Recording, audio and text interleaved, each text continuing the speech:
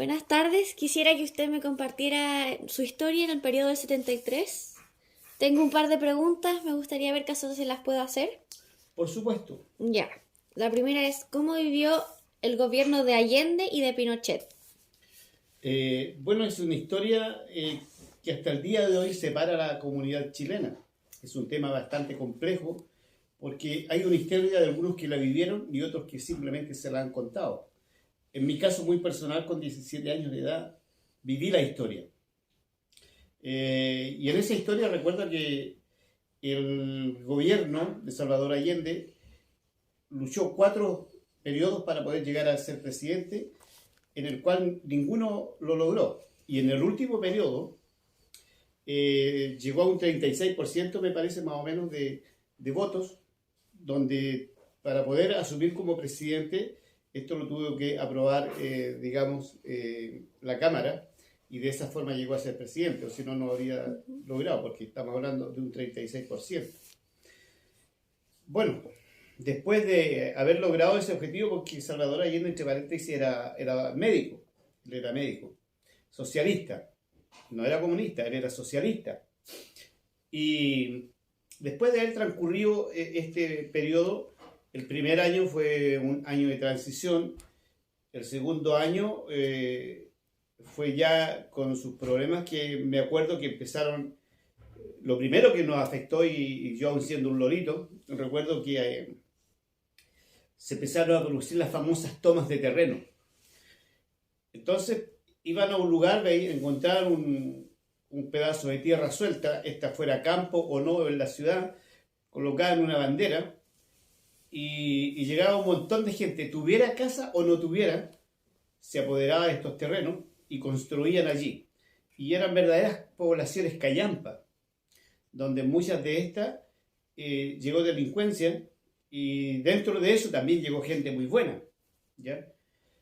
Pero eso se produjo durante ese periodo, y después que pasó ese periodo, poco a poco empezaron a haber escasez de los productos. Recuerdo que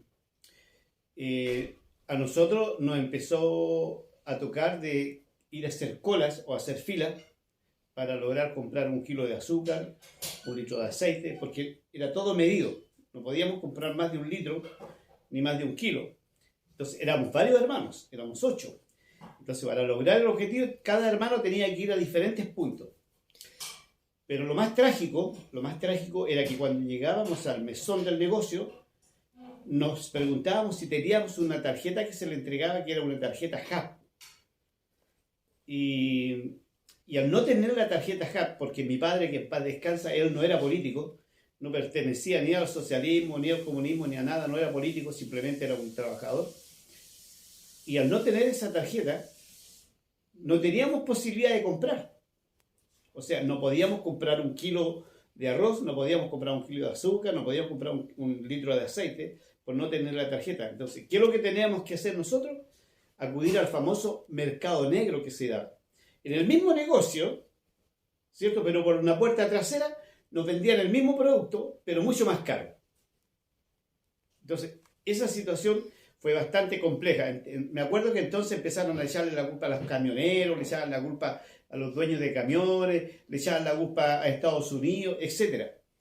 Pero la verdad de las cosas es que no fue así como muchos dicen hoy día, sino que se fue produciendo este tema, este problema, de que en cada lugar donde nosotros vivíamos, estábamos, siempre había necesidades y había falta no solo de los productos alimenticios, sino que estábamos teniendo limitaciones.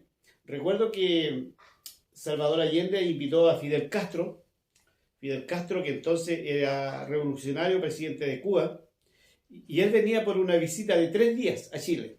Vino por una visita de 3 días a Chile, y esa visita le significó estar un mes, al extremo que Salvador Allende lo único que quería que se fuera y que volviera a su país, porque él no podía seguir gobernando, porque estaba siempre acompañando.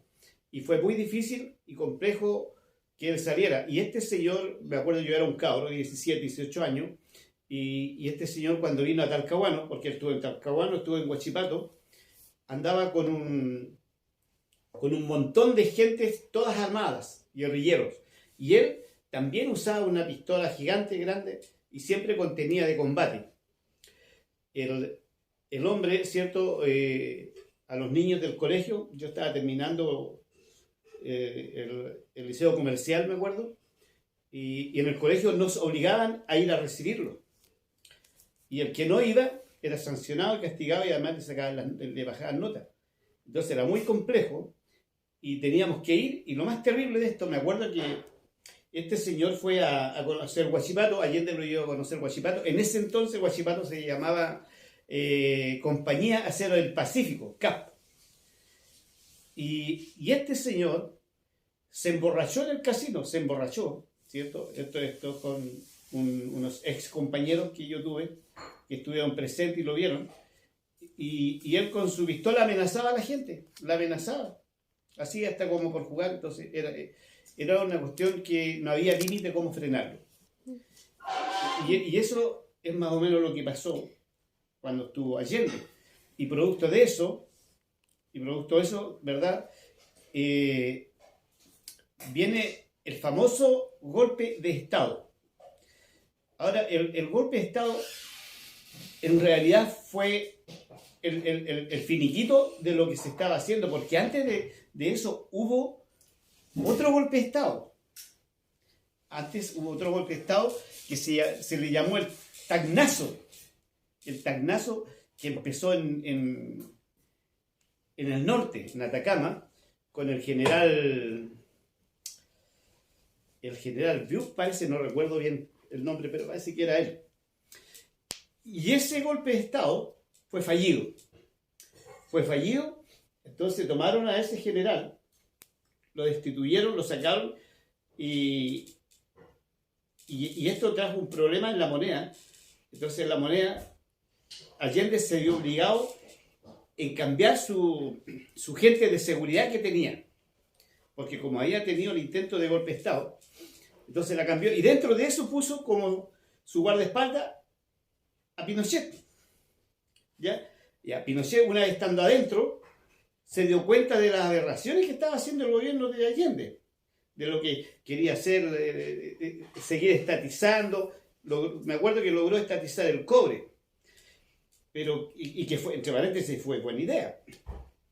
Pero quería seguir estatizando otras cosas y los terrenos que estaban solos o que eran de grandes dueños, terrenos que estaban vacíos, los quería todos expropiar. Entonces, cada vez que había un terreno, ¿qué es lo que hacían? Lo expropiaba. Donde fuera, lo expropiaba. Y la gente quedaba sin plata, porque él se los quitaba nada. Entonces, todo eso lo fue viendo Pinochet cuando estaba dentro ya de la moneda como guardaespaldas de Allende. Y ahí fue cuando Pinochet, yo creo que fue así, no lo puedo decir exactamente, pero creo que ahí fue cuando se dio cuenta, empezó a maquinear cómo sacar al Allende. Entonces se juntó con las cuatro ramas, seguramente hicieron una reunión, se pusieron de acuerdo y todo el asunto, y ahí vamos a sacar a este compadre. ¿Y cómo lo vamos a hacer? Le vamos a dar un golpe de Estado. Y el 11 de septiembre del 73 a las 7 de la mañana, yo estaba en el colegio, cuando llegaron los militares y todo, con fusiles y todo, ¡pum! Y que las radios ya no estaban a cargo del gobierno, sino que todas las radios de Chile las guiaba el gobierno militar. Y a las 8 de la mañana se le pedía a Salvador Allende que le pasaran un avión para que se fuera exiliado, lo cual él rechazó. Y habló en una radio que creo que se llamaba Radio Magallanes, no me acuerdo muy bien. Entonces él pedía al pueblo que el pueblo no se rindiera y que el pueblo siguiera luchando. Disculpe, don Nelson, en este tiempo, ¿qué edad tenía usted y con quién vivía? Bueno, yo tenía 17, 18 años y yo vivía con mis padres. Uh-huh. Yo vivía con mis padres. ¿Ya? ¿Y dónde se encontraba? Yo me encontraba en Talcahuano, como digo, valga la redundancia, estaba estudiando aún todavía en la enseñanza media, terminando mi escolaridad de contabilidad. Y en ese tramo, antes que terminara yo mi cuarto medio, me parece que fue en el mes de octubre, septiembre, octubre, no me acuerdo, del 73, creo, sí, fue un mes después del golpe de Estado. me llamaron